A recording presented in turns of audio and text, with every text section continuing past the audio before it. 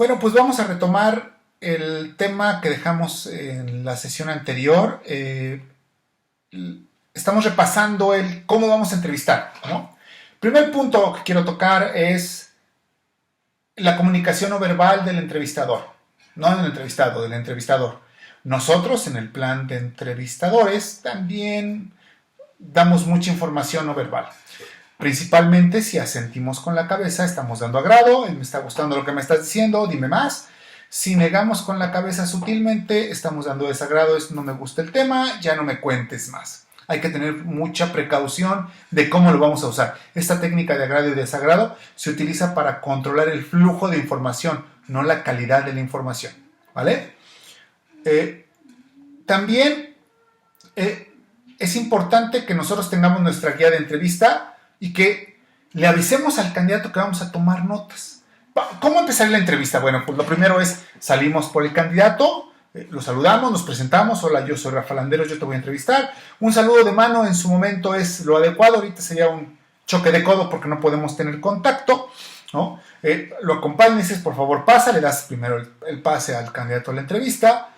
Siéntate, por favor, siéntate aquí, le indicas dónde se va a sentar. Dice, oye, pues gracias por venir. Esta es una entrevista normal de trabajo. Te voy a platicar más o menos cómo es el flujo de la entrevista. Primero te voy a hacer preguntas sobre diversas cuestiones, sobre cuestiones familiares, sobre la parte de educación, sobre la parte de trabajo, que es también muy importante lo que nos interesa. Voy a estar tomando notas porque tengo una guía de entrevista. Y después te voy a platicar un poquito del puesto, de cómo hacemos las cosas aquí en la organización, en la empresa. Y te voy a platicar un poquito del plan de compensaciones, hasta donde te pueda yo platicar. Y después te voy a permitir que tú me preguntes a mí, ¿vale? Esta es la forma de dar la entrada. Te perciben como interesado, ¿no? En lo que pase con el candidato. Y le avisas que vas a tomar notas, porque muchas veces cuando tú haces cualquier movimiento, el candidato dice, chin, hice algo mal, ya empezó a notar, ¿no? O hice algo bien, está notando. Acuérdense que los candidatos van en un proceso en el que realmente van a venderse, ¿no? Entonces, para ese momento, a lo mejor el candidato ya platicó con alguien que sabe de procesos de incorporación de recursos humanos y que le dijo, oye, no digas esto, no te sientes así, no preguntes esto, ve a los ojos, siéntate recto, si eres mujer no utilices muchos accesorios. Toda una serie de ideas, ¿no? Importantes, tal vez o no para tu apreciación, pero aquí lo más interesante es que vamos a obtener información de su forma de trabajar, ¿no? De lo que hacen. Ahora, ¿qué tipo de preguntas tenemos que hacer? Yo siempre les he recomendado que utilicemos una técnica que se llama situación, tarea, acción, resultado. ¿Por qué? Porque si yo hago una pregunta teórica, voy a obtener una pregunta teórica. Si yo hago una pregunta sin un background real, voy a tener una respuesta sin un background real. Por ejemplo, ¿qué harías si? Pues, oye, pues, si pasa esto, yo haría esto, ¿no? Pero a mí lo que me interesa principalmente es saber qué han hecho en ciertas situaciones bajo ciertas características. Entonces utilizamos este tipo de preguntas. Se llaman preguntas, situación, tarea, acción y resultado. Por las siglas son preguntas STAR, ¿no? Por ejemplo, vamos a poner ejemplo en el área de recursos humanos. Estoy entrevistando a un candidato y a mí me interesa saber qué tan hábil es su manejo de herramientas fuera de su ERP, ¿no? Entonces, vamos a poner cómo empezaría yo. Abordas la pregunta planteando la situación y decirle, oye, a todos nos ha pasado que tenemos que procesar un reporte relacionado con recursos humanos y no tenemos disponible el ERP. ¿Qué ERP sabes usar? No, pues usar SAP. Ok, entonces vamos a suponer que a la hora que tú vas a bajar tu reporte, no está disponible. Están actualizando el sistema, lo están parchando, tu reporte no corre, no puedes entrar al módulo de HR, ¿no? Entonces, ¿qué haces? ¿Te ha pasado? Sí, me pasó. Ok, cuéntame, ¿qué hiciste? ¿Cuándo fue la última vez que te pasó esto? Pues hace un mes que tenía yo que procesar el reporte de rotación para la dirección de recursos humanos y yo no sabía que no iba a funcionar el sistema y lo decidí dejar para un momento en específico y lo tenía que entregar en una hora. Perfecto, muy bien. A ver, cuéntame, ¿cómo le hiciste? Bueno, lo primero que hice fue, pues entonces bajé un reporte de headcount, que ese reporte sí bajaba, y lo que hice, separé las bajas con las altas, vimos las posiciones, incluso pedí a alguien que tenía acceso al módulo de FICO de SAP que me diera todos los procesos de alta LIMS, ¿no? Y bajamos, cotejamos y ya saqué el cálculo y presenté yo el cálculo de la rotación hecho a mano, ¿no? Esto es un ejemplo real de lo que realmente le pasó, ¿no? No una pregunta de, oye, ¿qué pasaría si tienes que hacer un reporte y no funciona tu ERP? Ah, pues bajo la base. No me interesan ese tipo de respuestas. Me interesa tener ejemplos de comportamiento de qué situación estaba prevaleciendo, cuál era su tarea, qué acción tomó y a fin de cuentas cuál fue el resultado, ¿no? Ese son el tipo de preguntas que tenemos que armar para poder enterarnos de cómo es que hacen las cosas, ¿no? Pero bueno, vamos a ese tipo de preguntas. ¿Cuál es mi primera pregunta? Mi primera pregunta siempre es, a ver, cuéntame de tu historia laboral. ¿Por qué hago esta pregunta así de abierta? Porque a mí me interesa saber si empieza por el primero o por el último. ¿Cuál es el orden de los trabajos? ¿Cómo los acomoda? ¿No? ¿Qué es lo que a él le interesa más proyectar o hacerme saber de su trabajo? Eso es interesante, ¿no? Y alcanzo en la mayoría de las ocasiones a determinar qué es lo que no quiere, de lo que no quiere platicar. Siempre va a haber este tipo de cuestiones. Por ejemplo, si a mí me preguntan, yo platicaré de desarrollo organizacional, de incorporación, de desarrollo, ¿no? De relaciones con sindicato, pero nunca voy a platicar, a menos que me lo pregunten, de cómo me siento o cuáles son mis estrategias para efectuar terminaciones de personal. ¿Por qué? Porque es algo que no me gusta, ¿no? En algún momento alguno de mis jefes al principio me decía que es algo que nunca te va a gustar y en lo que a mí respecta, sí, terminar una relación laboral por causa injustificada, porque lo tienes que hacer o porque se lo ganó el candidato, siempre es bien complicado. El candidato, digo, el colaborador, siempre es complicado porque hay alguien del otro lado que se está quedando sin chamba, ¿no? Haya tenido o no la culpa, es difícil, pero bueno, entonces siempre vamos a platicar como candidatos, siempre los candidatos nos van a platicar de lo que les gusta, de lo que les entusiasma, y eso es lo que a mí me interesa conocer. ¿Qué te gusta, qué te entusiasma, qué te llena, qué consideras que has hecho bien? Y yo tomo información también de lo que no me has platicado, porque te voy a preguntar, porque también me interesa saber qué no te gusta, qué le sacas la vuelta, ¿no? Que no te da tan buenos resultados, porque se trata de conocer el balance de todo, ¿no? Ahora, ¿qué áreas toco? Principalmente me voy por la parte laboral. Como les platiqué, esta primera pregunta de cuéntame de tu vida laboral, como quieres, al revés, al derecho, me da información, ¿no? Le pongo mucha atención yo al por qué saliste de una empresa y al qué te encontraste en la nueva, ¿no? Hay varias formas de cambiar de trabajo. Es porque salí de la empresa porque decidieron terminar la relación, o salí de la empresa porque yo la terminé porque ya no aguantaba o porque me encontré otra cosa mejor. Para mí es importante entender esa parte también. Toda la información que venga es importante.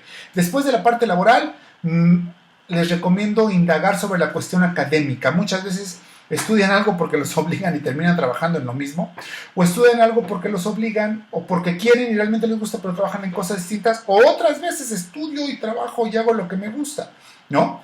También es muy importante la parte familiar, en la medida de lo prudente, y también la parte de qué hago con el dinero que gano. Porque, híjole, siempre lo he tocado y siempre les explico esto, ¿no? Preguntan, bueno, ¿y por qué se interesa en saber qué hace con el dinero que gana el candidato? Aquí es bien importante. El 90% de las personas trabajan por dinero. Yo así lo puedo decir, ¿no? Y ese dinero es para algo. ¿Para qué es? Para mantener mi casa, para ahorrar, para viajar. Es muy importante esto porque actualmente hay ocasiones en que te encuentras con candidatos que salen despedidos de su trabajo, es decir, despedidos me refiero a que los aprietan tanto que salen volando y ya no quieren estar ahí, ¿no? Y van a tomar incluso un empleo en el que van a ganar menos de lo que necesitan para vivir, al nivel que están acostumbrados, ¿no? Eso yo les llamo trabajar en números rojos, y no siempre a los candidatos les sirve, porque los candidatos pueden entrar con una idea de, oye, pues sí, ahorita voy a entrar ganando 20% menos de lo que ganaba, pero en un año me repongo. A lo mejor no, a lo mejor el rango de incrementos anuales de la organización es del 3%, significa que para que yo alcance ese, pues todavía me cuelga, ¿no? O voy a crecer luego, van a ver que soy muy bueno y me van a dar un empleo de una responsabilidad superior y por algo sueldo. Pues a lo mejor no, porque la regla en mi organización es que tienes que pasar 3 años para que empieces a crecer. No sabemos, ¿no? Entonces sí es muy importante también tener esa información. ¿Cuáles son los planes a futuro del candidato en la cuestión familiar, personal, académica, laboral, ¿no? También, porque me ha tocado entrevistar a personas que están pensando en 2 años ser emprendedores y poner su startup y pues yo digo, las posiciones que estamos contratando pues ya no son pensadas como antes, que eran para toda la vida, pero tampoco son pensadas para que la persona trabaje con nosotros 2 años, ¿no? Hay que estar conscientes de eso. En fin, toda la información que puedas obtener de una sola vez, el tiempo que tengas planeado, todas tus preguntas, ¿no? Una vez que hayas terminado tus preguntas, se vale platicar con el candidato de, mira, la posición, le reporta o hace esto y estoy enfocado en esto, ¿no? Y ahora, después de haberle platicado un poquito el puesto, viene otra pregunta muy importante para mí y muy práctica para todos, ¿no? Los que entrevistan, que es, pregúntame lo que quieras del puesto. Dudas que te queden, lo que quieras, ¿no? Esta parte de que te pregunte el candidato también te regresa mucha información. Me he topado con preguntas desde, oye, cuéntame del plan de crecimiento, y cuánto ganan más o menos en diferencia de sueldo los puestos superiores, pues te doy una perspectiva, hasta de qué tamaño es mi oficina, ¿no? Hay 2 tipos de preguntas relacionadas con los colaboradores, ¿no? La primera es, oye, ¿cuántos me reportan? O casi la misma información, pero preguntar desde un punto de vista diferente, que es, oye, mi equipo de trabajo, ¿por cuántas personas está integrado? ¿No? O el equipo de trabajo de la posición, ¿por cuántas personas está integrado? Te da 2 formas de verlo. Una es, yo soy el jefe y yo mando, y la otra es, tengo un equipo, ¿a cuántos tengo que coordinar? ¿Con cuántos vamos a sacar la tarea? ¿No?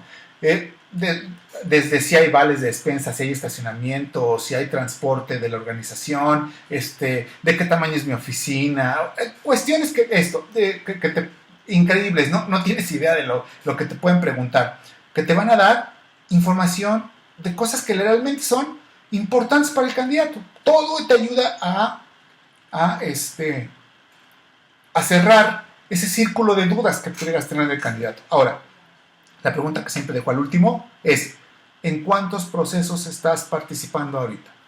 Me interesa saber si estoy compitiendo con alguien, si es mi candidato el que quiero contratar y si quiero lograr una contratación con él, pues a lo mejor me tengo que apurar porque está en otra empresa donde tengo las mismas condiciones que la otra empresa más o menos, y pues le quiero ganar porque el primero que oferte sé que se lo va a traer. O la otra es, oye, no, está en otra empresa que donde está a 2 entrevistas de la oferta, y con esa empresa no puedo competir, ¿no? ¿Por qué? Mayor sueldo, lo que quieras, ¿no? Entonces, esa es la última pregunta que hago. Después cierro la entrevista normal de, oye, muchas gracias, buena entrevista. Por favor, cualquier duda que te brinque, ponte en contacto. Oye, si yo llegara a tener alguna duda, que no lo creo, pues ya tengo toda la información que necesito. Por favor, recíbeme una llamada. Vamos, te acompaño, gracias. Le chocas el codo y sale, lo sacas, lo acompañas a salir la acompañas a salir de tu oficina, ¿no? Y te despides cordialmente y listo. Cuando regreses a tu oficina, tienes que regresar luego, te sientas a tomar todas tus notas. Llenas tu entrevista, tomas tus notas, las notas al calce, lo que consideres, observaciones, dudas que te puedan brincar, y listo. Porque si lo dejas para después ya no te vas a acordar. Ese es más o menos el proceso de la entrevista. Se requiere de práctica, se requiere de estar relajado, no nervioso, porque si no, no sale. Vamos a lo que sigue, que es, ¿qué va a pasar después de la entrevista? Que ahora sí que es el core del proceso de selección. Gracias por dejarme machacarles el cerebro. Nos vemos en el que sigue.